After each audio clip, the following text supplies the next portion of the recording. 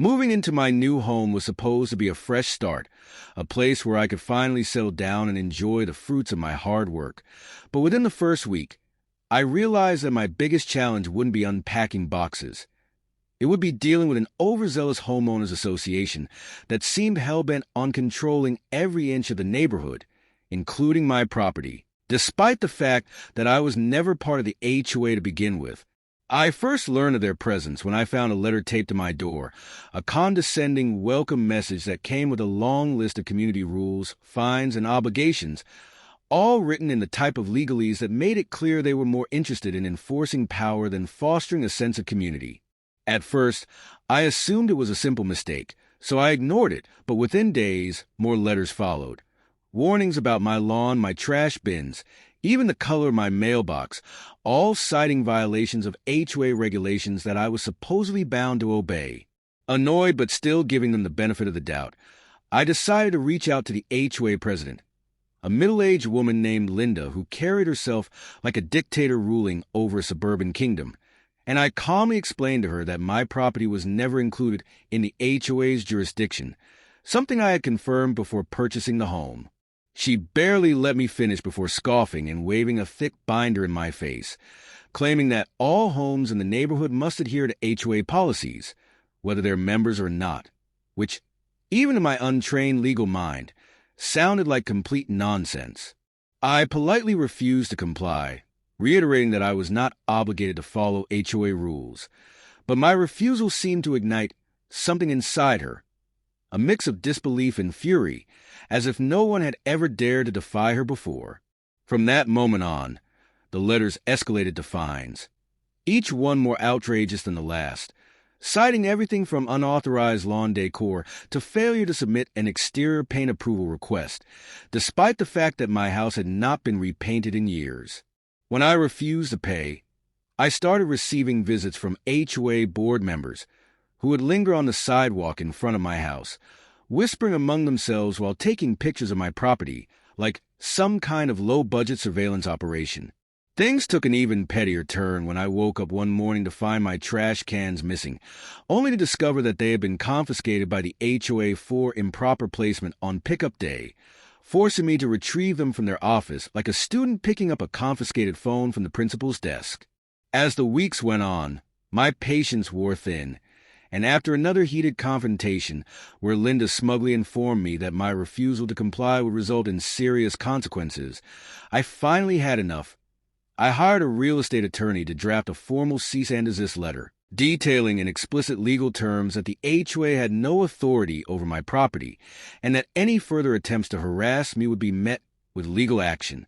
For a brief moment, I thought that would be the end of it, but I had underestimated just how much power and ego the HOA had invested in controlling this neighborhood, and rather than backing down, they did something that would take this battle to an entirely new level. They called the police, claiming that I was trespassing on my own land. I had dealt with HOA overreach before, but nothing could have prepared me for the sheer absurdity of what happened next. Standing in my driveway, coffee in hand, enjoying what should have been a peaceful Saturday morning, I heard the unmistakable wail of sirens, followed by the sight of two police cruisers pulling up right in front of my house, their red and blue lights flashing like I had committed some kind of felony. I barely had time to process what was happening before the officers stepped out, hands resting on their belts, scanning the area as if responding to a dangerous criminal. Confused, I approached them, expecting to hear about some neighborhood disturbance or maybe even a mistaken address. But then I saw her, Linda, standing triumphantly at the end of my driveway, flanked by two other HOA board members, her arms crossed, her expression smug, as if she had just delivered the final blow in a long-fought war. "He's refusing to comply with the HOA's legal authority," she declared, her voice carrying an air of self-importance that made my blood boil, "and he's trespassing on HOA property." I blinked, completely dumbfounded, and then let out an incredulous laugh, because surely this had to be a joke, except the officers weren't laughing. One of them, a stocky man with a tired expression, turned to me and asked for identification, his tone professional but firm, and it was at that moment that I realized just how serious this had become. "Officer," I said, forcing myself to stay calm. This is my house. I own it. I am not part of the HOA. I have legal documents proving it. But before I could even reach for my phone, Linda interjected, her voice dripping with condescension. That's not how it works, she sneered. Every house in this neighborhood falls under HOA jurisdiction. He can't just decide the rules don't apply to him. One of the officers turned to her, eyebrows raised. Ma'am, are you saying this gentleman is unlawfully on this property? Linda nodded, her confidence unwavering. Yes, he refuses to follow regulations, refuses to pay fines, and has been repeatedly warned that he is in violation. At this point, he's trespassing. For a moment, I wondered if the officers actually believed her nonsense, but to their credit, they didn't immediately act. Instead, the stocky officer turned back to me. Do you have proof of ownership? He asked, and I wasted no time pulling up the documents on my phone, scrolling through the deed, the purchase agreement, and even the lawyer's letter I had sent to the HOA, all clearly stating that my property was never included in their jurisdiction. As he examined the documents, his expression shifted from neutrality to barely concealed annoyance, and I could practically hear the gears turning in his head as he realized that this was a complete waste of police resources. Ma'am, he said, turning back to Linda, his patience visibly thinning, this man owns the property outright. He's not trespassing. HOA jurisdiction does not override private property ownership. Linda's face turned red, but she wasn't ready to admit defeat. But the HOA rules state. Ma'am, the officer interrupted, his tone sharper now. HOA rules are not enforceable by law unless the homeowner is a legal member of the HOA. And according to these documents, he isn't. Calling the police over this is a complete misuse of emergency services. For the first time since this ridiculous ordeal started, Linda's confidence wavered, and the other board members shuffled awkwardly behind her, as if realizing they had pushed things too far. But I wasn't done yet. Officer, I said, crossing my arms, what exactly are the consequences for falsely reporting a crime? The stocky officer sighed, clearly exhausted by the stupidity of the situation. Filing a false police report is a serious offense, he said, giving Linda a pointed look. If this happens again, there could be legal consequences. That was the moment the tide shifted. Linda's smug expression crumbled, her eyes darting around as if searching for an escape route, and the realization set in that she had not only failed to exert control over me, but had also put herself in potential legal trouble. This isn't over, she muttered under her breath before turning on her heel and storming off, her board members trailing behind her like defeated soldiers retreating from battle. The officers, shaking their heads, apologized for the inconvenience before leaving, but I knew this wasn't the end. Not by a long shot. Linda was too proud, too vindictive, to let this go, and if she couldn't use the police to force me into submission, she would find another way. What I didn't know at the time was that by pushing back, I had done more than just defend my rights. I had exposed something much bigger, something that would ultimately bring the entire HOA to its knees. If I thought that having the police shut down Linda's ridiculous claim would be the end of it, I was sorely mistaken.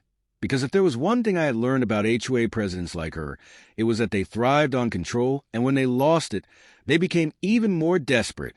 The very next day, I found another fine taped to my door, this time for disrupting community peace and failure to comply with HOA security measures, both of which were clearly fabricated nonsense designed to intimidate me into submission.